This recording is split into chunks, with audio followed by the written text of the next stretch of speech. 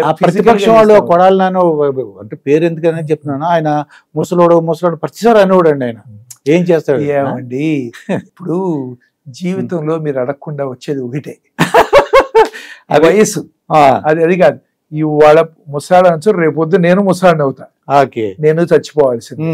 కాకపోతే ఏంటంటే పోయే ముందర నేను ఏమి కాంట్రిబ్యూట్ చేశాను ఈ దేశానికి, సొసైటీ. ఇప్పుడు మా మామగారు చెప్తా ఉంటారు, నా భార్య పిల్లలను చూడటం నేనేంటే కుక్క కూడా చూసుకుంటాను కదా, పక్కన ఉన్న పిల్లల్ని కాపాడుతుందండి. ఏముందో తేడా, మనిషికి యానిమల్స్ కి తేడా ఏముందండి?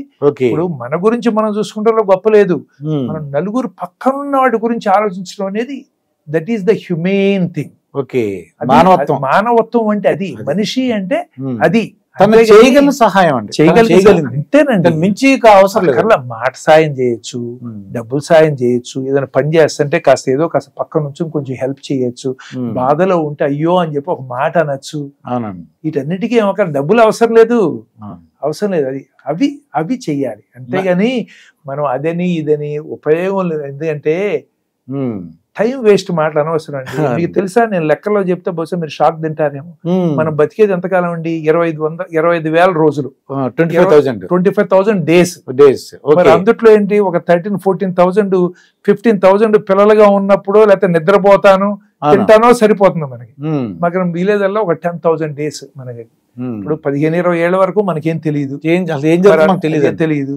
అది తెలిసిన తర్వాత మిగిలేదు less than 10,000 యూస్ఫుల్ డేస్ మనకి మిగిలేదు. దాన్ని ఏంటంటే ఓ నానా రచ్చ చేసే కంటే మనం బాగుపడి నలుగురు బాగుపడటం ఎలాగైనా మనం చేయగలిగితే దట్ లైఫ్ ఈజ్ యూస్ఫుల్ కదా.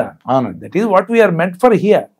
అంతేగాని అందరిలాగా మనం తినేసి పడుకుని చేస్తే ఏం కాదు. మనం ఉంటే అంత, లేకపోతే అంత. ప్రపంచానికి పెద్ద సముద్రంలో ఒక నీటి బొట్టులాగా ఇంకా తక్కువేమో. మనం ఏదైనా కాంట్రిబ్యూట్ చేయగలిగితే రేపు పొద్దున చంద్రబాబు నాయుడు ఎలాంటి ఇలాంటి ఏదైనా జరిగింది అనుకోండి, అబ్బాయి ఇంత చేశాడు, లేకపోతే ఏమీ లేదండి, అమరావతి కొంతమంది పోయారనుకోండి, అమ్మ పోతే పోయాడు రా పెంట వదిలింది అనుకోండి.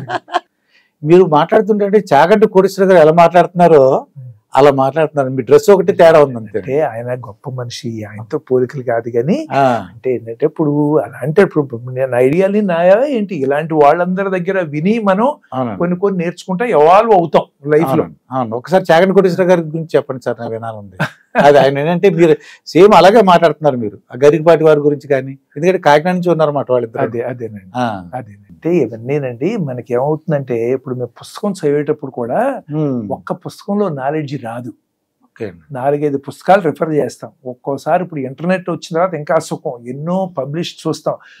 ఒక్క పని చేయటానికి 15-20 మంది ఒపీనియన్లు అప్రోచ్లు చూస్తే గానీ మనకు కాన్ఫిడెన్స్ రాదు, దాని దగ్గరికి వెళ్ళాలి.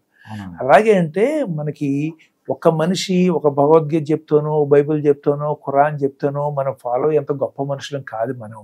మనకి రకరకాల మనుషులు రకరకాల వేసి చెప్పాలి. ఇప్పుడు బాల భారతం ఉంటుంది, అది చదివామనుకోండి పిల్లలకు అర్థమయ్యేటట్టు స్టోరీ లాగా ఉంటుంది.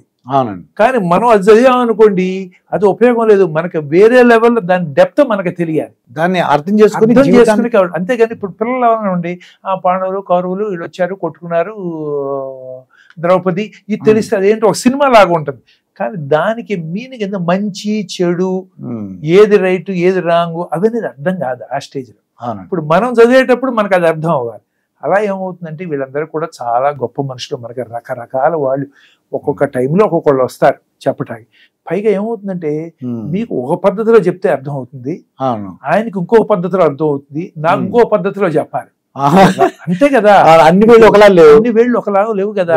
సో అందుకని మనకి వీళ్ళందరూ అంటే different ways of expressing the same thing. The same thing మీరు ఏ పుస్తకం చదివినా ఎస్సెన్స్ ఈ సేమ్, ఏది తీసుకున్నా కానీ ఏంటంటే మనకు సారాంశం ఒకటే. కానీ కట్టె కొట్టే తెచ్చేలాగా చెప్పామనుకోండి అంతే కదా. ఇప్పుడు చెప్తే ఏం అర్థం అవుతుంది అసలు మీకు? రామాయణం కట్టే కొట్టే తెచ్చే అంటాం, ఏమన్నా అర్థం అవుతుందో? అర్థం కాదు, 3 ముక్కలు అయిపోయింది. కానీ అర్థమైందా? అలాగే ఏంటంటే వీళ్ళందరూ కూడా చాలా గొప్ప మనుషులు.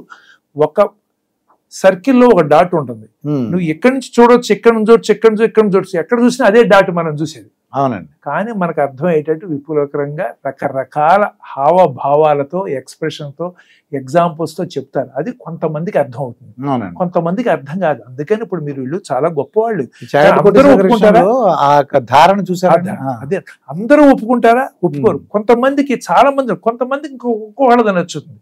అలా ఏంటంటే మనకి ఇలాంటి వాళ్ళు ఉండబట్టే ఇంకా కొంచెం మంచి చెడు పద్ధతి అవన్నీ అర్థం అవుతుంది. మనకు చాలా అవసరం. చాలా గొప్ప మనుషులు వాళ్ళు ఇద్దరు. అంటే కొద్దిగా గరిగిపడి నరసింహరావు డైరెక్ట్ గా మాట్లాడారు. అంటే అవును, గరిగిపడి డైరెక్ట్ మాట్లాడతారు, వెధ పనులు చేస్తే వెధవగాకి ఏమంటారు అంటాడు. అంతే కదా, ఇప్పుడు ఉన్నది చెప్తాడు ఆయన. చెప్తారు. అంటే చాగంటి వాళ్ళు చెప్పరు. చెప్పరు. అది అంటే రకరకాల ఎక్స్ప్రెషన్స్, అది సేమ్ థింగ్, సారాంశం ఒకటే కదా. ఒక్కొక్కళ్ళకి అది నచ్చుతుంది, ఒక్కొక్కళ్ళకి ఇది నచ్చుతుంది.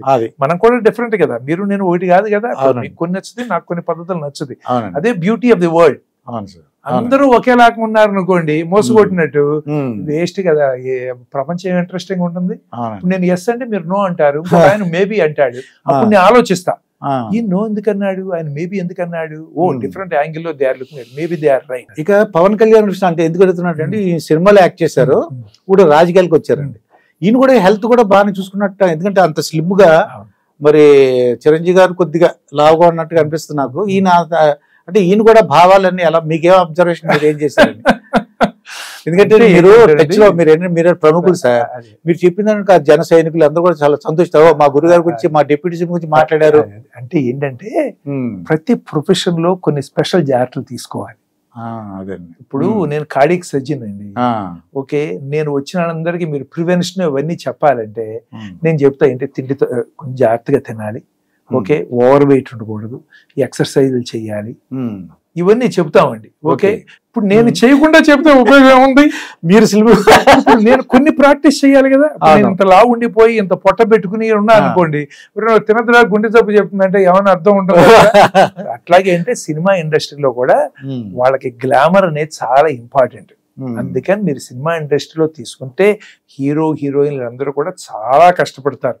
ఎంత కష్టపడతారంటే మనకు వాళ్ళు కోట్లు వస్తాయి అనుకుంటాం, కానీ తిండి తిప్పలు లేకుండా మానేసి ఆ హెల్త్ కోసం నానా ఏంటంటే టేస్ట్ లేని, ఇంట్రెస్ట్ లేని, బలవంతంగా తిని బలవంతంగా వాడు ఏదో కొంచెం మంచి మజిల్ క్యారెక్టర్ చేయాలనుకోండి, వాడు రోజుకి 6 గంటలు 7 గంటలు ఎక్సర్సైజ్ చేయాలి. మనం చేయమనండి, చేయగలమా? మనం చేయలేం. అందుకని అంటే ఫిజికల్ స్టామినా వాళ్ళు బాగా మెయింటైన్ చేస్తారు. వాళ్ళు చాలా ఇంపార్టెంట్ అది ఈ రోజుల్లో ఎస్పెషల్లీ. ఇంతకుముందు ఇప్పుడు ఎన్టీ రామారావు గారి టైంలో అంటే అప్పట్లో వాళ్ళ ఎక్స్ప్రెషన్స్ కి ఇంపార్టెన్స్ ఉంది, మీనింగ్ కి ఇంపార్టెన్స్ ఉంది. ఈ రోజు వాళ్ళు ఎలా కనిపిస్తున్నారు, ఎలా కొడుతున్నారు, ఎలా ఎగురుతున్నారు, అది ఎలా డైలాగులు వేస్తున్నారు, మారింది అది. అందుకని అది ఒకటి ఉంది. రెండోది ఏంటంటే ఆయన, నేనైతే ఒకప్పుడు అలా ఎక్స్పెక్ట్ చేయలేదు ఆయన ఇంత బాగా ప్రజల్లోకి వెళ్ళి ఇంత మెచ్యూర్ గా డెసిషన్ తీసుకున్నారని. హ్యాట్స్ ఆఫ్ టు హిమ్ అండి. ఆయన అంటే ఈ పార్టీ ఆ పార్టీ అని నేను మాట్లాడలేదు, పార్టీని మాట్లాడలేదు. ఎందుకంటే ప్రతి దాంట్లో అడ్వాంటేజ్ డిసడ్వాంటేజ్ ఉన్నాయి.